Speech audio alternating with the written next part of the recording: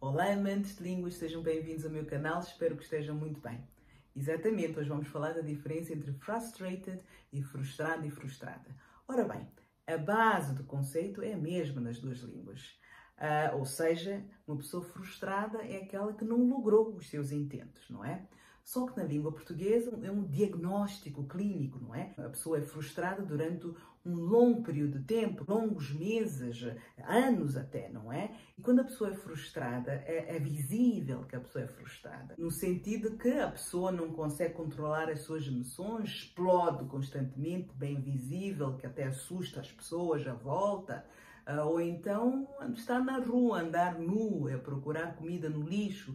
Essa é a pessoa frustrada, não é? Em português o sentido é mais ou menos esse.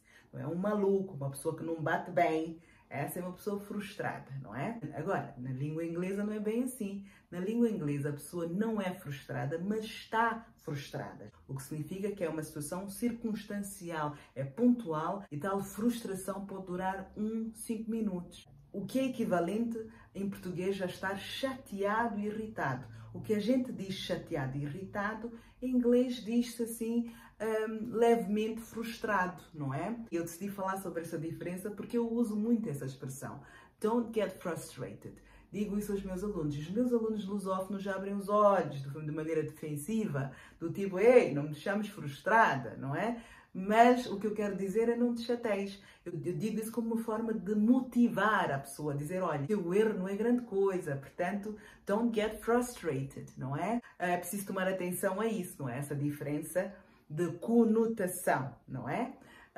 E pronto, era isso que eu queria falar hoje, falar sobre tradução, como é que funciona a tradução, porque a tradução não é feita de palavra a palavra. Obviamente que o objetivo deve ser estar o mais próximo das palavras usadas. Mas quando a expressão na língua de chegada, a gente chama língua de chegada, aquela língua para a qual a gente traduz, quando a expressão não é usada da mesma forma, a gente troca tudo.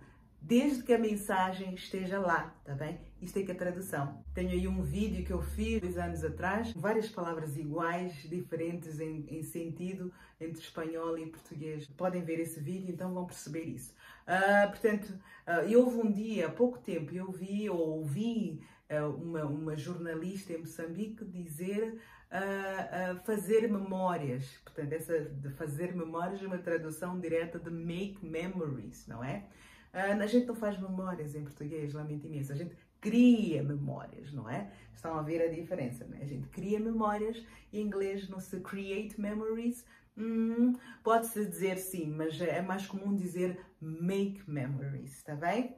Pronto, então era isso que eu queria falar hoje. Eu irei falar sobre estes assuntos, estas confusões linguísticas que tenho muito prazer em falar sobre elas.